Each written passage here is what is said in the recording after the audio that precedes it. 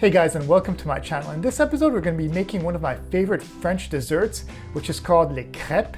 And a lot of people may think that it's difficult to do crepes, but actually they are pretty simple to do and only require a few simple ingredients. The ingredients are flour, sugar, a pinch of salt, some eggs, some milk, a bit of butter, and some vanilla extract.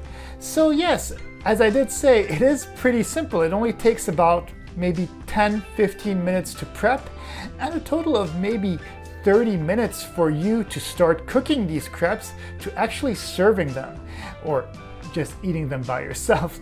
Well, so with that being said, let's start cooking this dessert. First of all, what you're going to need to do is add some flour. Once you've added the flour, we're going to add some sugar, and then finally a little pinch of salt. You don't need too much salt, just a small little pinch, and we're not even going to measure that. Just put it in your hand like this and add it. I think that'll be perfect. Once that is done, we can actually start mixing this concoction. Now that we've started this initial concoction, add 4 eggs. For this recipe, there is no need to separate the white and the yellow of the egg. Simply break the shell and add the whole egg in the bowl. Once the 4 eggs have been added to the bowl, start mixing all the ingredients in order to blend them together. This is just an initial mix, so it doesn't need to be completely blended. After this initial blend has started, add some milk to the bowl. In total, we're going to be adding 600 milliliters of milk. This milk mixture needs to be added progressively.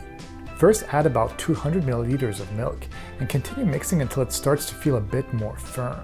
Every time the mixture starts feeling a bit harder, add more milk and continue stirring until all 600 milliliters have been used.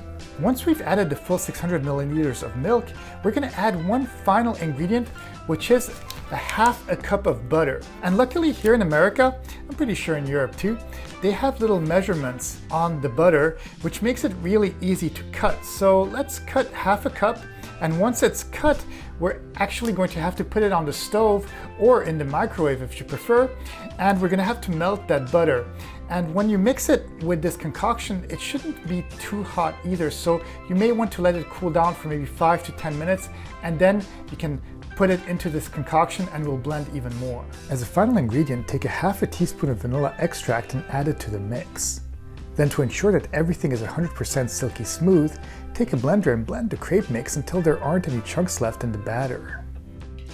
Okay, well, I'm pretty happy with this batter, and guess what? That's all the ingredients you're pretty much gonna need.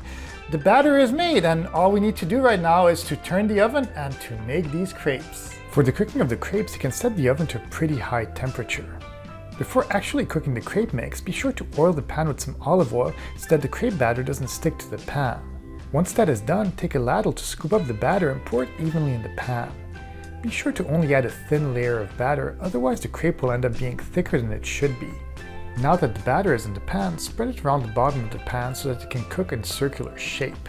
Let the crepe mix cook for about 1.5 minutes, and then use a spatula to flip it around and let it cook for another minute. Okay. Now that the crepe is done, stack each crepe on top of each other and make a little crepe mountain.